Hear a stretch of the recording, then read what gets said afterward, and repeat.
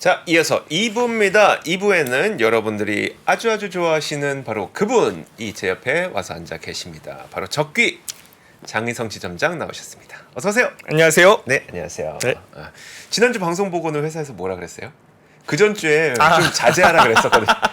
좀 자제 좀 하시게 자네 네. 이랬었거든요. 지난주는 좀 어떠셨어요? 뭐 다행히 아직 뭐 연락이 없으면 연락 무소식이 소식이니까. 그럼요. 네, 연락 없습니다. 그러면 적당히 속도 조절 잘 된 걸로. 네. 오늘은 아무래도 날이 날인 만큼 뭐 다른 거 준비하려고 해도 네. 다들 뭐 많은 방송에서 보셨겠지만 네.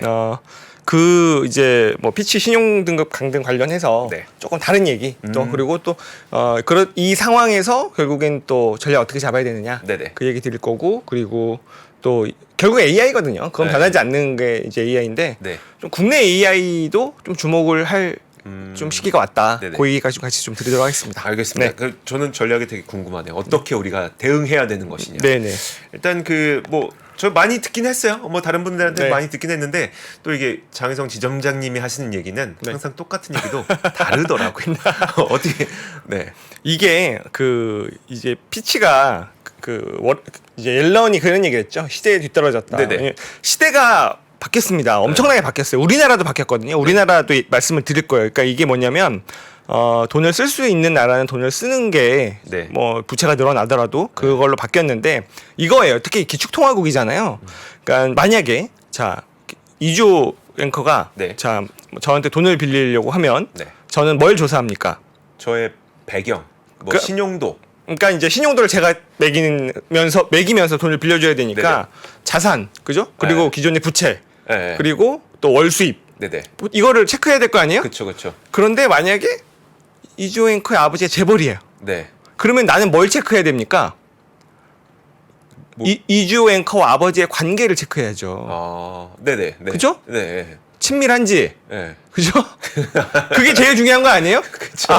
아버지가 재벌이어도 네. 호적에서 페인 놈이면. 그럼요. 네. 그러니까 만약에 아버지가 재벌이면 아버지가 얼마나 이주 앵커를 아끼는지 네. 그거를 체크해야 될 거 아닙니까? 그렇죠, 내가 돈을 그렇죠. 빌려주면서는 네. 그죠? 네. 그러니까 기축통화국의 지위를 잃을 가능성이 없으면 미국이 최고 신용 등급을 내려놓는다는 건 있을 수 없는 일이죠. 네, 그거를 이제 잘못 보고 있기 때문에 그래서 네네. 지금 뭐 대부분의 이제 뭐 방송 출연하신 분들이나 미국의 경제학자들 구루들이 뭐 별거 아니다, 네네. 별거 아니다. 뭐 우리 또 2011년에 한번 겪었고, 네. 근데 시장은 또 왜 빠지냐? 네네. 그래서 이런 것도 좀 점검하면서 어. 얘기 드리면 좋을 것 같습니다. 거기다가 네. 이게 피치의 신용등급 강등이 또 약간의 긍정적인 나비 효과를 불러올 수도 있습니다. 그 얘기 많이 하시던데. 네. 이것 때문에 이제 금리 더 못 올릴 걸? 뭐 이 얘기 많이 하죠. 그것도 있어요. 왜냐하면 네. 지난번 2011년에는 미국의 국채가 오히려 안전자산으로, 그러니까 달러가 강세가 오고 미국이 문제가 생겼는데 달러가 강세가 되고 미국 국채가 이제 선호가 되면서 금리가 떨어지는 게 벌어졌는데 네네. 네. 이번에는 사실 뭐 좀 엇갈리긴 해요. 네. 단기물은 떨어지고 장기물은 오르고 있죠. 그러니까 뭐 직접적인 원인은 이제 국채 발행 그쵸. 계획을 네. 발표하면서 네. 3년, 10년, 30년 물로 발행을 한다고 했는데 한 700억 중반, 700억 달러 중반으로 예상을 했더니 1000억 초반. 그러니까 뭐 거의 한 2천 몇백억, 200 몇십억 달러를 네네. 더 지금 발행을 한다고 하니 이제 깜짝 놀라는 거죠. 그래서 단위가 제가 영어를 하나 빼먹었나? 그건 잘 혹시 여러분들 좀 체크해 주시고. 정확한 숫자는 뭐 검색해 보시면 금방 나오는 거니까요. 어쨌든 네. 한 거의 한 20 몇 프로를 증가를 한 거예요. 네네. 국채 발행 금액이. 그러다 보니까 이제 또 3년, 10년, 30년이라고 하니 이제 장기물이 올라가는 거긴 한데 근데 그건 있는 거죠. 금리가 여기서 계속 올라가 버리면 네. 이게 그거잖아요. 신용 등급이 떨어지면서 가상 금리를 붙여야 되는 그런 상황. 그런 거야? 미국 국채 약간 그런 거야? 네네. 그거를 보여주면 안 되잖아요. 네, 그렇죠. 그러면은 금리를 좀 안정시켜야 되는데 네네. 금리를 이제 뭐 저는 못 올릴 거라고 생각을 하는데 근데 연준이 원하는 거는 금리를 안 올릴 거지만 올릴 수 있다는 뉘앙스를 계속 심어주고 있는 거잖아요. 네네. 근데 그것마저도 약간 이제 여러 가지 어나운스나 닉 티밀하우스 기자를 활용하거나 그래서 금리 동결이 확실하다는 시그널을 줘버리면서 장기물을 안정시킬 수 있는 부분도 있고 또 하나는 피치가 이제 언급한 게 그거잖아요. 부채 양이 너무 많고 앞으로 계속 늘어날 거고 네. 또 거버넌스를 건드렸잖아요. 네네. 그러니까 이제 너무 싸운다. 예, 너는 너무 싸워서 이게 항상 우리도 항상 간 떨어지게 하고 그러잖아요. 그쵸. 합의 안 되면은 채무 불이행 되는 거니까. 네네. 그러면 그게 문제라면 네. 제가 볼 때는 미국이 부채 한도라는 걸 없앨 수도 있는 네. 네. 그런 단초를 피치가 줬을 수도 있다고 생각을 합니다. 아. 그럼 피치는 굉장히 좋은 일을 한 거죠. 네. 아. 사실 어차피 지나면 또 늘릴 건데 네네. 우리가 볼 때 그거잖아요. 어차피 이제 앞으로는 계속 늘릴 거잖아요. 네네. 그게 네. 정차되거나 줄어들 일은 없다는 건 누구나 알고 있지 않습니까? 그렇죠. 근데 왜 2년마다 3년마다 이렇게 싸우냔 말이죠. 원래 부채 한도가 처음 탄생했을 때는 전쟁 때 우리 맞아요. 이 정도까지 채권 발행해서 그러니까 지금 돈이 없으니까 네. 채권 더 많이 발행하고 그러니까 부채 이 정도밖에 안 되니까 부채 한도 이만큼 쌓아놓고 야 우리 이만큼까지는 맞아요. 돈 끌어 모아서 전쟁에 네. 투입하자 이거였었는데 어느 순간 이게 부채 한도가 여기 넘어서 버리고 그러니까요. 넘어서 버리고 그러니까 요즘에는 부채 한도가 무슨 의미냐 의미 없잖아요, 솔직히. 이런 이야기들을 네. 좀 많이 해서 부채 한도 자체라는 걸 좀 없애버리자는 이야기도 있는 상태죠. 그게 맞아요. 발단이 될 가능성이 있다는 제가 볼 말씀이시죠? 때는 없앨 것 같아요. 없애는 순간 그들이 제시할 수 있는 네네. 신용평가사들이 제시할 수 있는 없는 거죠. 그죠? 그러네요. 네, 없앨 것 같아요. 그러니까 의미 없는 건데. 그러니까 그때는 예전에는 그 1차 세계대전 이전에는 뭐 건건이 의회의 네. 승인을 받아야 되는 걸 이제 불편을 없애기 위해서 만들었다고 하지만 시대가 완전히 바뀌었다는 겁니다. 그래서 이게 부채 한도가 없을 수 있는 그런 뭐 단초도 될 수 있는 게 이번에 그 이제 피치 신용등급 강등이 아닌가 싶고 네. 또 어제도 이제 방송 보니까 이제 무디스가 남았잖아요. 네네. 무디스마저 만약에 하락을 시킨다. 네. 그러면은 이 신용 등급 이제 그 3대 신용 평가사들이 좀 무용해지게 만들 수도 있다, 미국이. 저는 그렇게도 생각이 듭니다. 미국이 신용평가사를요? 그렇죠. 미국은 그럴 힘이 있잖아요. 예, 그러니까 이미 제이미 다이먼이 그랬나요? 그런 것들은 시장이 결정한다. 니네가 결정하는 게 아니다. 얘기를 하고 있잖아요. 그러니까 네. 만약에 무디스마저 그런 식으로 돌아가 버리면 그들의 이제 일자리를 잃어버릴 수 있는 미국은 그걸 할 수 있는 나라고. 그러니까 이제 미국이랑 싸우면 안 되잖아요. 어쨌든 네네. 이것저것을 떠나서 지금 피치가 이제 그거를 만약에 이제 좋은 일을 하려고 한 건지 이제 네. 그런 그 양당의 그런 이제 싸움을 없애는 아예 부채 한도를 없애려고 한 건지 모르겠습니다만 그런 일까지 벌어질 수 있다고 생각을 하고요. 네. 그러면 이제 이건 거잖아요. 우리가 2011년에도 한번 봤습니다. 네. 이미 검증이 된 거죠. 그러면 그 S&P가 신용등급을 떨어뜨렸더니 네. 미국이 뭐 가상금리가 붙습니까? 안 그랬죠? 아니죠. 네. 이게 보면은 국채 발행이 뻑뻑해집니까? 아니죠. 그것도 아니죠. 기축통화국의 지위가 흔들리나요? 그죠? 그것도 아니죠. 네. 그러니까 이게 재정 방출이 이제 그걸로 인해서 뻑뻑해지면서 그걸 야당이 그걸 공격 수단으로 삼을 수 있느냐. 국익 앞에서는 똘똘 뭉치는 사람들이기 때문에 그래서 이미 그것들을 검증이 됐기 때문에 의미가 없다고 생각을 하고요. 그래서 수많은 이제 그런 높은 위치에 있는 분들이 자네 델러는 이런 얘기를 했죠. 자의적인 판단이다. 시대에 뒤떨어진 결정이다. 네. 제이미 다이먼이 되게 재밌는 얘기를 했는데 우스꽝스럽다고 얘기를 하면서 뭘까지 얘기를 하냐면요. 자, 그럼 아직도 트리플 A인 국가들이 있잖아요. 아마 네네. 피치는 아직 캐나다, 호주, 그다음에 네. 덴마크, 핀란드 네네. 이런 나라들이 있을 거예요. 네덜란드. 그러면은 자, 미국보다 신용 등급이 높은 나라들이 네. 미국의 군사적 보호 아래 있는 이런 게 말이 안 되네요. 우스꽝스럽지 않냐. 말이 안 되네요. 그죠? 네. 가장 안전한 나라, 가장 강한 나라가 이제 미국인데 그런 얘기까지 한 거고. 그러니까 이제 정부에서 얘기했죠. 그다음에 금융권에서 얘기했죠. 그다음에 약간 쓴소리하는 우리 큰형님 레리 서머스도 이 터무니없는 결정이다라고 얘기했고 폴 크루그먼도 이제 학계에서도 네네. 비웃음을 살 결정이다 얘기를 했었죠. 워렌 버핏 얘기도 하셨고. 네네. 또 이게 한국의 애널리스트는 또 이런 얘기를 하셨습니다. 막 피치 못할 사정이 있었을 것 같다. 피치 못할 사정이요? 네, 피치가. 네네. 피치 못할 네네. 사정이 있었을 것 같다. 네, 재밌게 시황 쓰시는 메리츠 네. 이수정 위원이라고 계신데 그렇게 역시. 딱 쓰셨더라고요. 그래서 우리나라 증권가에 계시는 분들이 진짜 촌철살인을 가장 제대로 정말 하셨죠. 네. 멋있습니다. 네. 그래서 이게 보면은 이게 그러면 이제 트리플 A인 나라들이 미국을 대체할 수 있느냐 글로벌 금융시장에서. 사실 그럼 저한테 이제 당신에게 국채를 살 수 있는 기회를 드리겠습니다. 물론 네. 살 수 있죠. 살 수 있는데 어쨌든 룩셈부르크 거 사실래요? 미국채 사실래요? 하면 예? 미국채 사야죠. 이렇게 할 것 같긴 해요. 그냥 아무것도 모르는 입장이니까. 그러니까요. 그럴 것 같긴 합니다만. 그러니까 만약에 이렇게 더 돈을 잘 벌고 네. 현재 부채가 없고 네. 이런 젊은이가 있다 한들 네. 이주호 앵커의 아버지가 재벌인데 아버지가 이주호 앵커를 아끼면 네. 자꾸 그 말씀하지 마세요. 믿으실 것 같은데. 아니 전혀 그런 저는 이주호 앵커한테 돈을 빌려줍니다. 그죠? 미국이 그거잖아요. 네네. 딱 그거인 상황인 거고. 그러면 이게 이제 사실 미국의 부채가 많고 그 정량적인 숫자로만 보면 문제가 있는 게 맞죠. 그렇다면 미국은 제가 볼 때는요 중간에 신용 등급이란 건 없는 거예요. 트리플 A 아니면 이제 만약에 네네. 근데 뭐 기축통화국의 지위를 잃으면 짱 큰 거죠 사실. 그래. 그죠? 그럴 수 기축통화국이라는 걸 제거하고 그렇죠. 나면 네네. 말이 안 되는 건 네네. 맞잖아요. 근데 우리 생에 그런 일은 없을 것 같으니까 우리가 고민할 문제는 아니라고 생각합니다. 네. 그렇죠? 그렇기 때문에 이게 좀 시장에는 별 문제가 아닌 그런 상황으로 봐야 되는데 이게 이런 거죠. 이제는요 시대가 바뀌었다는 얘기를 드리는 것 중에 이제 우리나라 케이스도 말씀드릴 텐데 이제는 예전에는 양적 완화라는 걸 이제 일본이 먼저 테스트 베드로 이제 버냉키가 제안해서 했던 거고 네네. 지금까지 하고 있는 거고 미국이 한번 제대로 한 거잖아요. 그 이후에 할 수 있는 나라는 하라는 겁니다.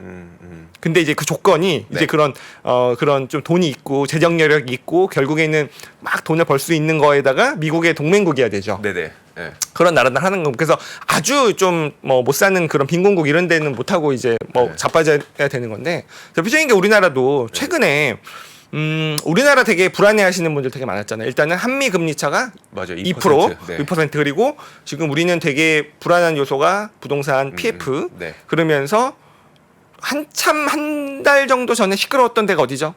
한 달 전에요? 한 보름 전 한 달 전까지 시끄러웠던 데가 새마을금고. 새마을금고. 네. 지금 새마을금고 얘기 나옵니까 안 나옵니까? 희한하죠. 네네. 갑자기 쏙 들어갔어요. 그죠? 네. 이게 어떤 일이 있었냐면 7월 아마 27일로 기억을 하는데 한국은행에서요 굉장한 발표를 합니다. 한국은행에서 역시 이창용 총재께서 이제 약간 IMF 계셨던 분이잖아요. 네네. 그런 이제 약간 외국물 먹고 오셔가지고 좀 그런 이제 글로벌 걸 이제 그런 좋은 것들을 어쨌든 차용해 오시는 건데 네.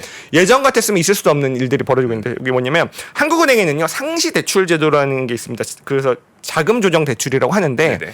은행들이요 뭐 갑자기 미스매칭으로 하루 이틀 돈이 안 맞을 수 있잖아요. 있어요. 네. 그럴 때 급하게 급전을 빌려 쓴 제도가 있습니다. 한국은행에서 네. 원래 그 1일 대출인데요. 네. 뭐 기준금리 플러스 100bp였는데 그걸 50bp로 낮췄습니다만 네. 금리가 중요하지는 않죠. 하루 이틀 쓰는 거기 때문에 네. 빌려주는 게 중요한데 그게 원래는요 좀 은행이 사정이 있으면 한 달까지 연장을 해줬습니다. 네네.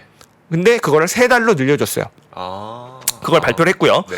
그러면은 또 담보가 있어야 되잖아요. 그렇죠. 뭐 국채, 뭐 공사채 뭐 이런 것들이 있는데 네. 우량 회사채까지 확대를 해줬습니다. 원래 그런 것들은 안 받아줬었죠. 그렇죠. 우량 회사채가 확대해줬어요. 이게 사실 이렇게 보면요, BTFP의 한국판이네요. 업그레이드 버전이죠. 거긴 국채만 해주잖아요. 그러네요. 그건 국채만 해줬네요. 네. 우량 회사채까지 네네. 해준다는 거예요. 근데 그게 이제 한국은행법의 이제 79조인데 네. 80조에 되게 재밌는 조항이 있습니다. 네. 그거를 또 언급을 하셨어요. 네. 한국은행 80조를 굳이 끄집어내서 이창용 총재가 언급을 했는데 그게 뭐냐면 그 금통위원 7분이 있잖아요. 네. 7명 중에 4명 이상의 찬성으로 네. 금융기관이 아닌 자로서 금융업을 하는 자 등 영리기업에 여신을 할 수 있다. 딱 누구를 타겟한 겁니까? 그러니까 새마을금고는 저기 행안부 소속인가? 네. 산하니까. 은행법으로 은행- 관리를 받는 게 아니죠. 그러니까. 네. 여기에 한국은행이 돈을 대줄 수 있다라는 건데 물론 중앙회에 대주겠죠. 네네, 중앙회에 그렇겠죠. 대주겠습니다만 어쨌든 그거를 딱 80조를 강조를 하시면서 그러면서 새마을금고 얘기가 쏙 들어간 겁니다. 그러니까 이제 옛날 같으면은 뭐 저축은행 사태 있고 이러면 그냥 몇 개 망해야 됐잖아요. 네네. 지금 보시면은 글로벌하게 그런 펼쳐지는 것들이 망하게 안 놔두지 않습니까? 네네. 그죠? 그래서 그러면서 이제 그 규모도 한 100조 원. 그리고 거기다가 근데 그런 게 있을 수 있어요. 뭐 은행들은 국채가 많이 있을 수 있는데 네. 뭐 새마을금고도 국채가 많이 뭐 있다고는 들었습니다만 네. 그게 국채가 그런 채권이 부족하면 어떡하지? 적격 담보가 부족하면 어떡하지? 담보로 맡길 만한 그 예, 물건이 어떡하지? 없으면 그래서 또 한국은행에서 이런 발표를 합니다. 적격 담보 범위에 대출 채권을 포함하는 방안을 검토하고 있다. 사람들 돈 빌려준 것까지 받아주겠다. 대출 채권이 뭡니까? 그죠? 저 돈 빌려온 거. 대출 나간 거. 네, 제가 돈 빌려온 거. 그쵸? 네. 그걸 언젠간 받을 거니까 그거를 담보로 돈을 빌려. 그럼 뭐 안 빌릴 뭐 그냥 다 빌릴 수 있는 거죠. 네네. 그래서 이런 것까지 하면서 이거는 뭐 정말 뭐 미국에서나 있을 법한 그런 것들로 인해서 사전에 탁 차단을 해버린 거잖아요. 네네. 그러면서 새마을금고 얘기가 쏙 들어가, 물론 완전히 해결되는지 모르겠습니다만 쏙 들어가 버리니까 앞으로도 한국의 뱅크런이나 한국의 그런 위기는 정말 갑자기 굉장히 그냥 불을 확 꺼버린 거죠. 그 뭔가 되게 선진화되어, 그러니까 우리나라의 금융 안정성이 되게 선진화됐다는 생각이 들어요. 느낌이 그러니까 들어요. 약간 이제 미국을 따라하니까 그럴 수 있는 건데 네네. 원래는 말이 안 되는 거죠. 원래는 네. 그죠? 금융 이제 뭐랄까요? 자본시장, 자본주의 사회에서 뭔가 그런 정화 기능이 사실은 뭐 좀 떨어지는 거긴 한데 하지만 시대가 지금 시대 정신이 이렇다는 겁니다. 그런데 뭐 그러니까 이제 신용등급, 그러니까 물론 신용등급이 안 되는 국가들에서는 절대 있을 수 없는 일인데 네. 그거를 가장 잘할 수 있는 미국이라는데 신용등급이 떨어지는 게 이슈가 될 수 없는 네네. 그거의 대표적인 우리나라도 이렇게 할 수 있는 시대가 왔다. 이게 네네. 이제 아마 이제 우리나라가 만약에 외환이 부족해지면 어떤 일이 벌어질까요? 미국이 물론 금융위기 때도 있었고 바로 통화 수합 해주겠죠. 그렇죠. 외환위기가 오지 않습니다. 왜냐하면 동맹국인데다가 지금은 냉전이니까요. 신냉전이니까요. 그쵸. 예, 네. 신냉전이기 때문에 생각해 보시면 미소 냉전 시대에 미국이 뭐 큰 위기를 겪은 적이 없었을 겁니다. 네네. 왜냐하면 겪으면 안 되니까요. 네네. 그러니까 뭔가 태평성대하고 네. 그냥 글로벌 원탑 네네. 그런 시절에 막 금융위기 터지고 그런 거죠. 지금은 그걸 냅두지 않는 그런 시대 정신이 그렇게 왔다라고 좀 보시면 맞을 것 같아요. 그래서 이제 뭐 다들 영향은 없을 겁니다 이렇게 얘기했는데 어제 또 이게 출렁 내려앉아 버리니까. 그게 왜 빠지냐는 거죠. 네. 근데 이런 것 같아요. 이게 아니더라도 뭐 하나 건덕지 있으면 빠질 만한 그런 상황이 자리였다. 아니었나. 예, 네. 그런 자리가 아니었나. 이게 뭐냐면 이게 많이 오르기도 했고요. 네. 좀 부담스럽기도 했고 낙관 편향. 네. 이제는 뭔가 자꾸 비관론자들이 항복을 하는. 네. 사실 원래 그럴 때 이제 낙관 편향이 되면서 더 뭔가 그 항복하고 들어오는 매수세가 이제 없을 때, 네네. 그럴 때 약간 불안불안하잖아요. 낙관 편향이 심해졌을 때, 그럴 때 이게 이제 약간 그런 뭐랄까요, 차익 실현의 빌미를 제공한 정도는 될 수 있으나, 네네. 그러면은 이게 이거죠. 뭐 어쨌든 큰 사건이니까 이게 잠시 조정의 빌미냐, 변곡점이냐, 네네. 그거에 대한 판단이 필요하잖아요. 그렇죠. 변곡점인지가 제일 중요할 것 근데 같아요. 모든 분들의 얘기가 그냥 조정이라고 보는 거잖아요. 지금 시장에 분석하시는 분들이나 네네. 아니면 뭐 여러 구루들 의견을 보면 이 이슈로 이렇게 변곡점이 오진 않는다라고 네네. 보는데 다른 게 좀 있을 것 같아요. 그런 차익 실현 욕구를 자극한 건 있지만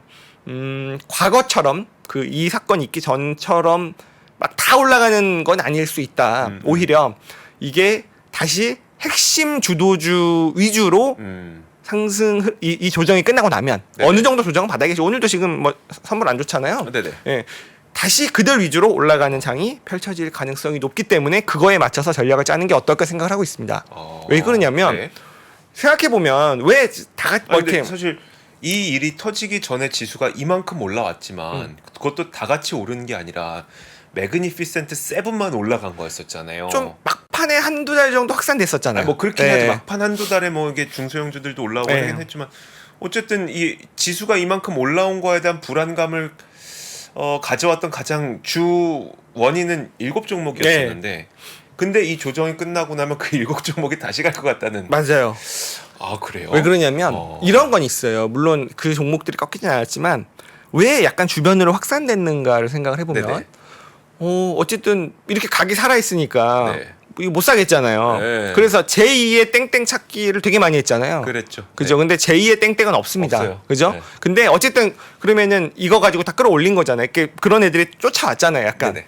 업종도 그렇고 업종 내에서 2등, 3등 주들이. 그래서 약간 이제 내러티브만으로도 올라왔던 거라면 네. 이제는 또 하필 실적 시즌이고 하니 숫자가 동반이 돼줘야 돼. 약간 이제 어떤 느낌을 받았냐면 물론 어제 뭐 시장 분위기도 안 좋았지만 약간 AMD의 그런 실적 그런 네네. 그런 이제 그 전에 실적 발표가 나오고 그 장전에 플러스였는데 네. 본장에서는 마이너스 한 맞아요. 7% 정도 끝났잖아요. 맞아요. 그러니까 왜냐면 AMD가 실적이 썩 좋지는 않았지만 네. 4분기부터 우리 뭐 MI 300 시리즈 만들 거야. 갈 출시할 거야. 그걸로 이제 그 시간예장에서는 올랐지만 이제 본장에서는 사실 되게 큰 폭으로 빠졌던 네네. 그게 이제 그거를 좀 보여주지 않나 싶긴 한데 그러니까 이런 거잖아요.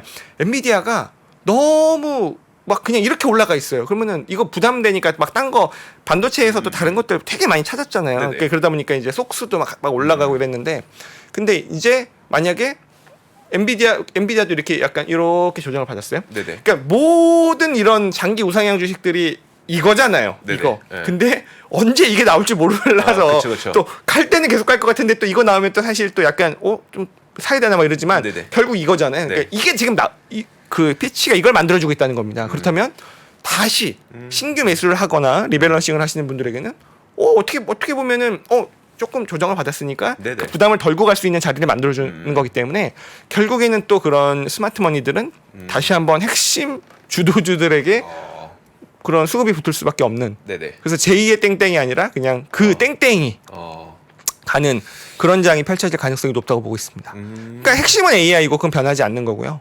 그래서 그런 식으로 그냥 이제 이런 거죠. 그러면 나는 그냥 AI 위주로 장기 포트 잘 짜놨어. 네. 그냥 이런 거 무시하고 가셔도 되는 거죠. 근데 한 너무 불안해서 한 10% 20% 또는 30%라도 네. 현금화를 좀 해야겠어. 너무 불안해. 네. 그럴 때는 내가 핵심 주도주와 약간 주변주를 같이 갖고 있다면 그럼 주변주를 좀 정리하고. 정리하고 좀 기회를 봐서 그거를 다시 핵심주에 편입하냐 자금으로 쓰면 될 것 같고 그리고 나는 포트가 굉장히 비어 있어서 네. 뭐 사야 되는데 막 되게 끙끙댔어. 네네. 요번 조정을 아주 땡큐하게 음. 생각하시면서 핵심 주도주들을 분할로 사들이시면 딱 좋지 않을까. 사실 제가 그 방금 말씀하셨던 거에 의문을 가졌던 이유가 뭐냐면 네. 뭐 큰 문제, 그러니까 신용등급 강등에 큰 문제가 없다고 하더라도 만약에 뭐 앞서 일부에서도 얘기했던 것처럼 채권 발행이 많아져서 채권 가격이 내려가는 바람에 채권 금리가 올라가게 될 경우도 네. 있을 것이고 실제로 그 뭐 10년물, 30년물 뭐 신용등급 강등 때문에 일부 파는 물량도 있을 거잖아요. 뭐 일부 있을 거잖아요. 그것 때문에 채권 가격 내려가면서 채권 금리가 올라가는 것도 있을 것이고 어쨌든 2011년과 다르게 지금 상황은 금리가 좀 올라갈 가능성이 좀 있는 상황처럼 보이는데 네. 결국 금리라고 하는 건 할인율이니 네. 그럼 아무리 돈을 잘 버는 이 기술주라고 빅세븐이라고 할지라도 어쨌든 금리가 올라가게 되면 약간의 할인은 좀 작용할 수 있는 거고 그래도 이걸 계속 그냥 그러니까 이제 그 시장에 되게 중요한 게 유동성이거든요. 네네. 말씀하셨던 그런 걸로 또 채권으로 좀 쏠릴 수도 있고 네. 할인율을 줘야 될 수도 있고 그렇다면 유동성이 많을 때는 제2의 땡땡 뭐 이런 거 그냥 다 가는 건데 네네. 이럴 때일수록 선택과 집중을 할 수밖에 없는 거고 네네.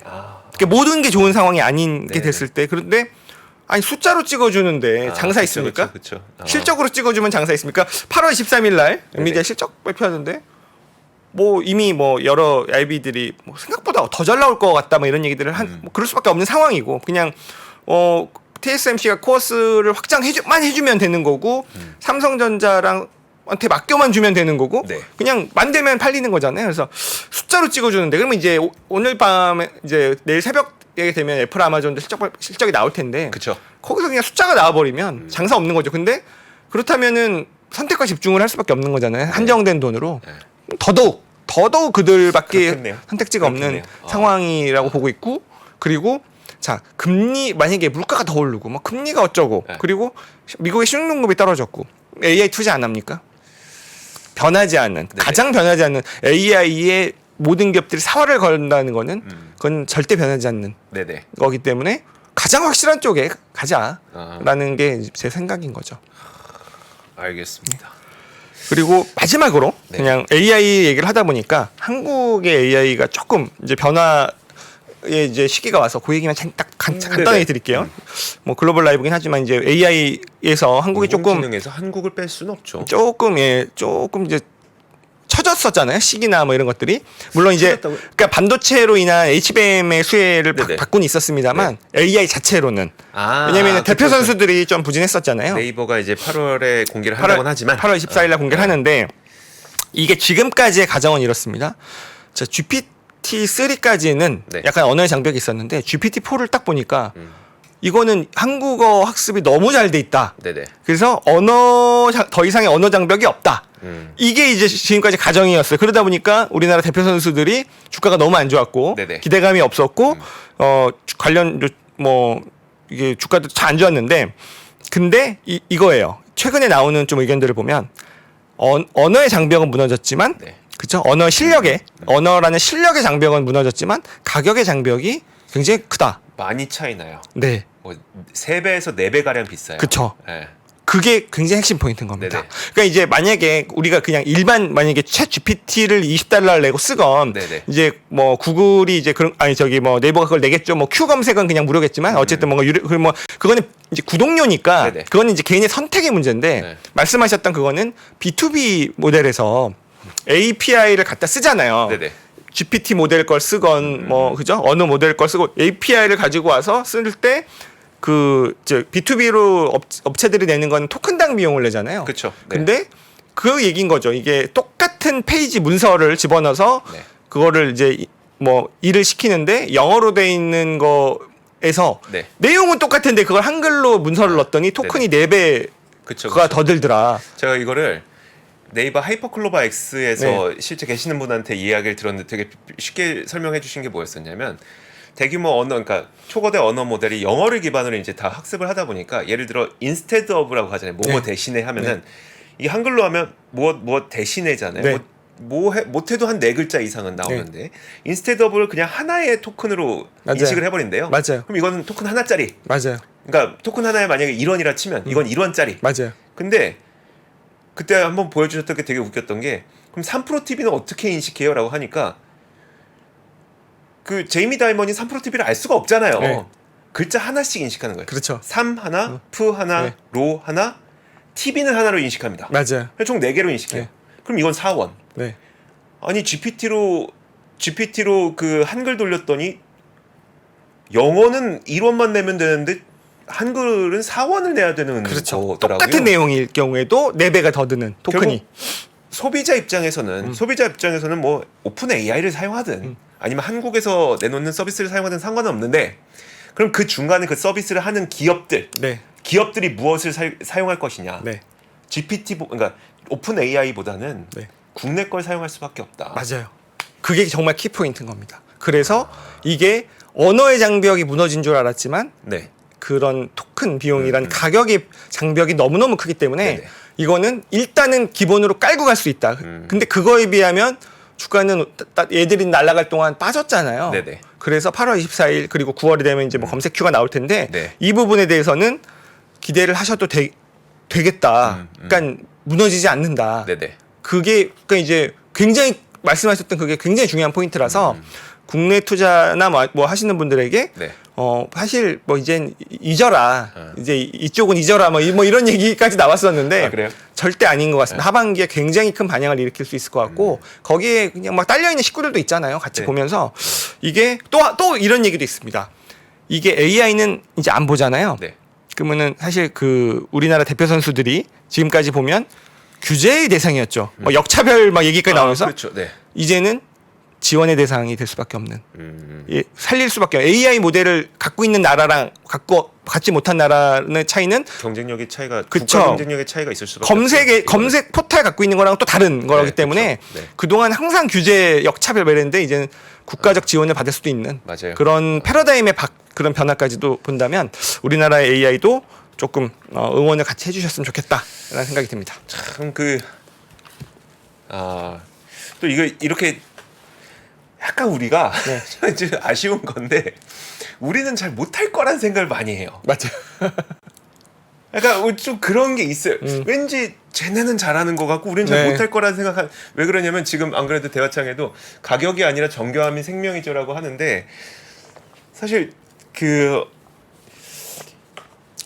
이제 그럼 누가 AI를 잘하냐 전 세계에서 네. 전 세계에서 누가 AI를 잘하냐를 사실 그럼 점수로 따져요. 근데 그걸 못 한단 말이에요. 그럼 네. 할 수 있는 거는 논문 개수라든지 인정받은 논문 개수로 이제 우리가 그래도 보통 말을 하거든요. 그래서 전 세계적으로 그거 인정해요. 그러니까 제가 인정하는 게 아니라 전 세계적으로 그 인공지능과 관련된 인정받는 논문이 몇 개 있습니까로 사실 그러면 아 얘네 잘하는구나 못하는구나 이런 걸 판단하는데 그러니까 구글 잘한다 하잖아요. 네. 우리나라가 제가 그때 기억하기로 거의 2위인가 3위인가 그래요. 네. 전 세계에서 잘하는 거예요. 엄청 잘하는 거죠. 정교하고 잘하는 거예요. 그리고 더 중요한 거는 시장이 그거를 인지하기 시작했고 네. 그런 내용으로 약간 인덱스 리포트를 쓰는 애널리스트 분들이 나왔다라는 거는 네네.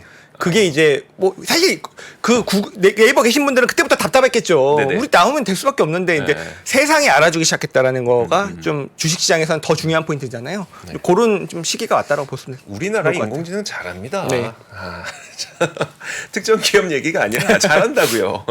그러니까 워낙 우리가 해외 뉴스를 좀 이렇게 무게감 있게 듣다 보니까 좀 그런 것 같습니다. 네. 자 오늘 그래서 이제 와 신용등급 강등에서부터 인공지능까지 가는 맥락은 장희성 지점장님이 처음입니다.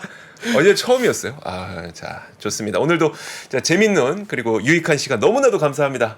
조심히 들어가세요. 네, 고맙습니다.